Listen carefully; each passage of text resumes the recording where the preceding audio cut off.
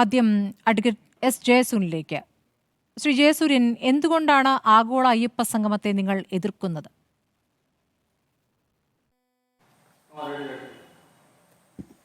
ഈ ആഗോള അയ്യപ്പ സംഗമം അയ്യപ്പ ഭക്തന്മാരുടെയും അയ്യപ്പ ക്ഷേത്രത്തിൻ്റെയും താല്പര്യങ്ങൾക്ക് വിരുദ്ധമാണ്.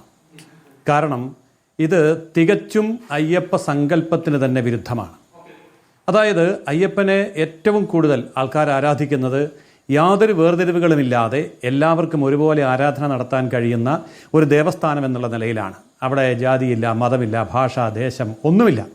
എല്ലാവരും അയ്യപ്പൻ്റെ മുമ്പിൽ തുല്യരാണ്. അവിടെ ഇപ്പോൾ 5 പ്രിവിലേജ് കാർഡുകൾ കൊണ്ടുവരികയാണ് സർക്കാർ.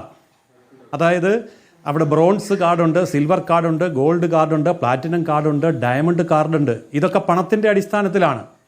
അപ്പോൾ ഇതൊരു ടൂറിസം ഡെസ്റ്റിനേഷനാക്കി മാറ്റുകയാണ്. ഞാൻ ചോദിക്കട്ടെ, ഇത്തരം ഒരു കാർഡ് ഏതെങ്കിലും ഒരു മുസ്ലിം പള്ളിയിലോ ഒരു ക്രിസ്ത്യൻ പള്ളിയിലോ ഏർപ്പെടുത്താൻ സർക്കാർ എന്തുകൊണ്ടാണ് തയ്യാറാകാത്തത്? ഇവിടെ മുഖ്യമന്ത്രിയായിട്ടിരുന്ന് ഭരിച്ചാൽ മതി, മുഖ്യതന്ത്രിയാവേണ്ട കാര്യമില്ല. അതായത് മന്ത്രിയുടെ ജോലി ചെയ്യുക, തന്ത്രിയുടെ ജോലി ചെയ്യാൻ തന്ത്രിയുണ്ട്. അപ്പോൾ ക്ഷേത്രാചാരങ്ങളും അനുഷ്ഠാനങ്ങളുടെയും കാര്യത്തിലേക്ക് കടന്നു കയറി അത് ക്ഷേത്ര സംരക്ഷണമാണ്, വികസനമാണ് എന്ന് പറഞ്ഞാൽ അതിന് ഒരു കാരണവശാലും അംഗീകരിക്കാൻ പറ്റില്ല. അതിന് പല കാര്യങ്ങളുണ്ട്. ഇപ്പോൾ അയ്യപ്പ ഭക്തന്മാർക്കെതിരെ എടുത്തിട്ടുള്ള ആയിരക്കണക്കിന് കേസുകൾ നിലനിൽക്കുന്നു. CAIക്ക് എടുത്ത കേസുകളെല്ലാം പിൻവലിച്ചു, ഇവിടെ മാത്രം പിൻവലിച്ചിട്ടില്ല. ഇതേ പമ്പയിൽ അയ്യപ്പ സംഗമം നടക്കുന്ന അതേ പമ്പയിൽ തന്നെ തന്ത്രി കുടുംബാംഗങ്ങളെ അറസ്റ്റ് ചെയ്ത്, തന്ത്രിയുടെ ഭാര്യ കുടുംബാംഗങ്ങളെ അറസ്റ്റ് ചെയ്ത വേദനാജനകമായ കേസുകൾ, ആ കാര്യത്തിലൊന്നും ഒരു മാറ്റമില്ല, അതിപ്പോഴും നിലനിൽക്കുന്നു. പമ്പ വിളക്കും തർപ്പണവും അതുപോലുള്ള കാര്യങ്ങൾ നിരോധിച്ചു കഴിഞ്ഞു. അങ്ങനെ കൃത്യമായി യാതൊരു വിധത്തിലും ഇത് ക്ഷേത്രാചാരങ്ങളെ പിന്തുണയ്ക്കുന്നതല്ല. മലയറിയ സമുദായത്തിൻ്റെ തേനഭിഷേകം, മകരദീപം, ഇതുപോലെയുള്ള അവകാശങ്ങൾ നിഷേധിച്ചു കഴിഞ്ഞു. അവർ പറയുന്നുണ്ട് മലയറിയ സമുദായത്തിന് പൂജകളിൽ പങ്കാളിത്തം വേണം, ദേവസ്വം ബോർഡിൽ പ്രാതിനിധ്യം വേണം. അതൊന്നും പരിഗണിച്ചിട്ടില്ല. ഇപ്പോൾ അടിസ്ഥാന ശബരിമലയുമായി ബന്ധപ്പെട്ടുള്ള നേരത്തെയുള്ള ചില പരാതികൾ BJP ഉന്നയിക്കുകയാണോ, അതോ ഈ ആഗോള അയ്യപ്പ സംഘവുമായി ബന്ധപ്പെട്ട് നിങ്ങൾക്കുള്ള എതിർപ്പ് പറയുകയാണോ? അങ്ങ് പറയുന്നതിൽ നിന്ന് മനസ്സിലാക്കുന്നത് നേരത്തെയുള്ള കുറേ വിഷയങ്ങളെല്ലാം കൂടെ ചേർത്ത് പറയുന്നു എന്നാണ്. ഈ പറഞ്ഞ 5 പ്രിവിലേജ് കാർഡുകളാണോ BJPയുടെ പ്രശ്നം? BJP പറയുന്നു അത് വിശ്വാസത്തിന് വിരുദ്ധമാണ് എന്ന്. തന്ത്രി അങ്ങനെ പറഞ്ഞായി നമ്മൾ കേട്ടിട്ടില്ല. ഇനി ശബരിമലയുമായി ബന്ധപ്പെട്ട് ദേവസ്വം അക്കാര്യത്തിൽ അതൊക്കെ പരിശോധിച്ചിട്ടാണല്ലോ തീരുമാനങ്ങൾ എടുക്കുന്നത്. എവിടെ നിന്നും ശബരിമലയുമായി ബന്ധപ്പെട്ട എതിർ ശബ്ദങ്ങൾ കേട്ടിട്ടില്ല. BJPയുടെ ഭാഗത്തു നിന്നാണ് എതിർ ശബ്ദം കേട്ടിരിക്കുന്നത്. അപ്പോൾ നിങ്ങൾ ഇങ്ങനെ അവരെ പ്രതിനിധീകരിച്ച് പറയുന്നു എന്നാണോ, അവരുടെ പ്രശ്നം നിങ്ങളോട് മാത്രം പറഞ്ഞു എന്നാണോ? അതിലൊരു വ്യക്തത വരുത്താമോ? തീർച്ചയായിട്ടും വ്യക്തത വരുത്താം. അതായത് ഭക്തജന സമൂഹത്തിൻ്റെ ശബരിമലയുമായി ബന്ധപ്പെട്ട് നിൽക്കുന്ന നിരവധിയായിട്ടുള്ള സംഘടനകളുടെ നേതാക്കളുടെ അഭിപ്രായം ചോദിച്ചിട്ടില്ല.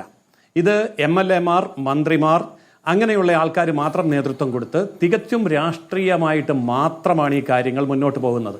അതായത് ശബരിമലയിലെ മാസ്റ്റർ പ്ലാൻ, ഒരു വികസന മാസ്റ്റർ പ്ലാൻ മുന്നോട്ട് വെച്ചിട്ടാണ്, അത് ചർച്ച ചെയ്യാൻ വേണ്ടിയാണ് എന്ന് പറഞ്ഞൊരു മാസ്റ്റർ പ്ലാനും മുന്നോട്ട് വെച്ചിട്ടില്ല. അപ്പോൾ ഇതൊന്നുമില്ലാതെ ഇത്തരം കാര്യങ്ങൾ ഒരു ടൂറിസ്റ്റ് ഡെസ്റ്റിനേഷൻ്റെ ഡെവലപ്മെൻറ്റ് പ്ലാൻ പോലെ കൊണ്ടുവന്ന് അവതരിപ്പിക്കുമ്പോൾ ഇത് ശബരിമലയെ തകർക്കാൻ വേണ്ടിയാണ്. കാരണം ശബരിമലയ്ക്ക് അതിൻ്റേതായൊരു ചിട്ടയും വട്ടങ്ങളുമുണ്ട്. അതിന് ആചാരം, അനുഷ്ഠാനം, ധർമ്മം, ഇങ്ങനെയുള്ള അടിസ്ഥാന പ്രമാണങ്ങളുണ്ട്. ഞങ്ങളിത് ആവർത്തിച്ച് പറയുന്നത്, ഞങ്ങളിത് കുറേ കാലമായി പറഞ്ഞുകൊണ്ടിരിക്കുന്ന കാര്യമാണ്. അതൊന്നും ഈ അയ്യപ്പ സംഗമത്തിൽ ചർച്ചയാവുന്നില്ല.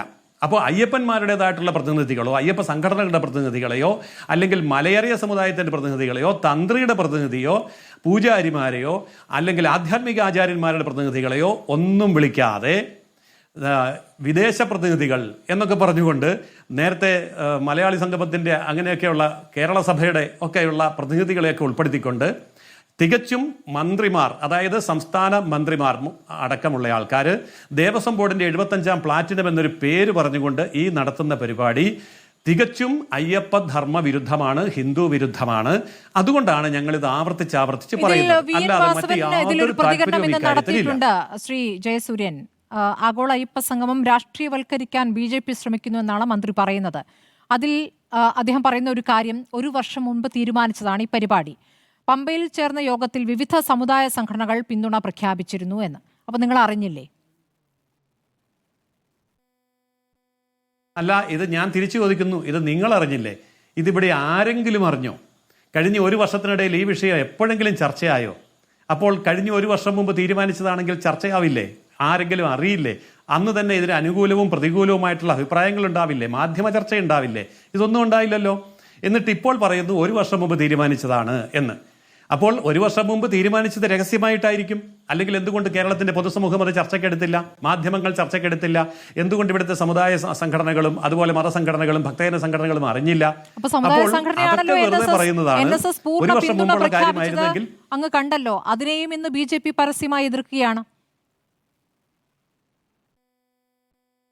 അല്ല, NSSന്റെ പിന്തുണ പ്രഖ്യാപിച്ചതിന് ശേഷം ഇന്ന് 30-ാം തീയതി ശ്രീ G. സുകുമാരൻ നായർ അതിന് അടിസ്ഥാനപരമായിട്ടുള്ള ഒരു തിരുത്തലും കൂടെ പ്രഖ്യാപിച്ചിട്ടുണ്ടല്ലോ. അതിൽ അദ്ദേഹം കടുപ്പിച്ചിട്ടുണ്ടല്ലോ ഭാഷ. ആചാരാനുഷ്ഠാനങ്ങൾക്ക് കോട്ടം തട്ടാതെയും ക്ഷേത്രത്തിന്റെ പരിശുദ്ധി സംരക്ഷിച്ചുകൊണ്ടുമുള്ള വികസന പ്രവർത്തനങ്ങൾ നടത്താനാണ് ആഗോള അയ്യപ്പ സംഘം കൊണ്ട് ഉദ്ദേശിക്കുന്നതെങ്കിൽ അത് നല്ലത് തന്നെ. ഇതിലേക്ക് രൂപപ്പെടുന്ന സമിതിയുടെ നേതൃത്വം രാഷ്ട്രീയ വിമുക്തവും തികഞ്ഞ അയ്യപ്പ ഭക്തരെ ഉൾക്കൊള്ളുന്നതുമായിരിക്കണം. രാഷ്ട്രീയക്കാരാണ് അതിനകത്ത് മുഴുവൻ എന്ന് നിങ്ങൾ എങ്ങനെ അനുമാനിച്ചു? അതെ, ആ കാര്യത്തിൽ അല്ല, ഞങ്ങൾ അനുമാനിക്കുന്നതൊന്നുമല്ല, ഞങ്ങൾ അനുമാനിക്കുന്ന കാര്യമേ അല്ല ഇത്. അതിൽ അദ്ദേഹം പറഞ്ഞിരിക്കുന്നത് എന്താ? രണ്ടാമത്തെ തിരുത്തൽ, രണ്ടാമത്തെ പ്രസ്താവന വന്നപ്പോൾ G. സുകുമാരൻ നായർ നേരിട്ട് പറഞ്ഞ കാര്യം എന്താ?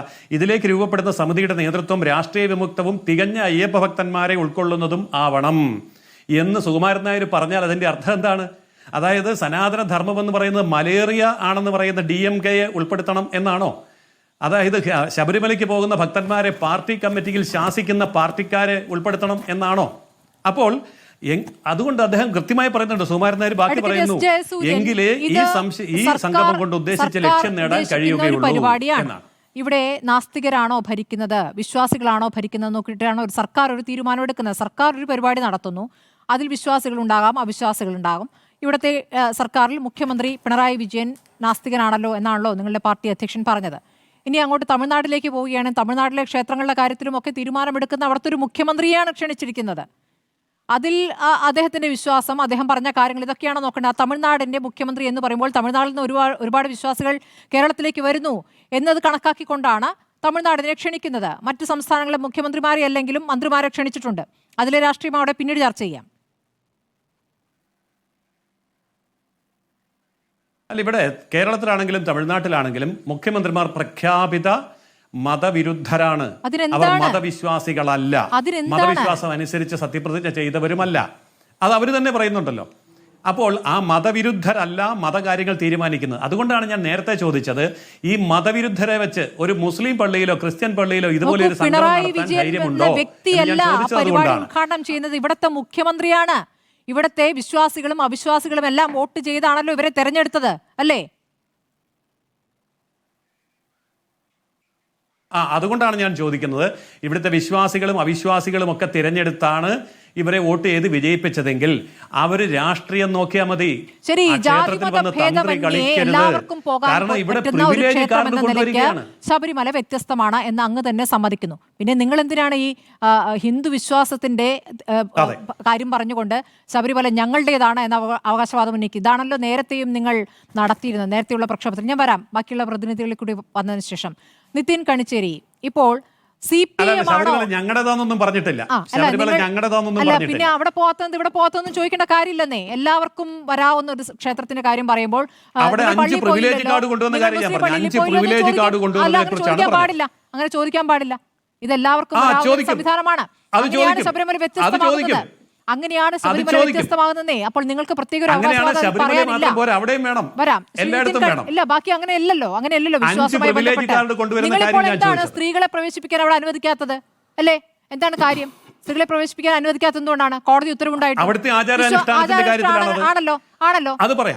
ആചാരാനുഷ്ഠാനങ്ങളിൽ പെടുന്നതാണ് അവിടെ എല്ലാം. ഭേദമന്യേ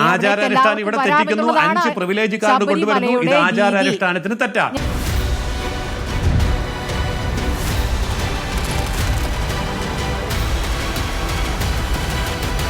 Debate with Smriti Parithikar.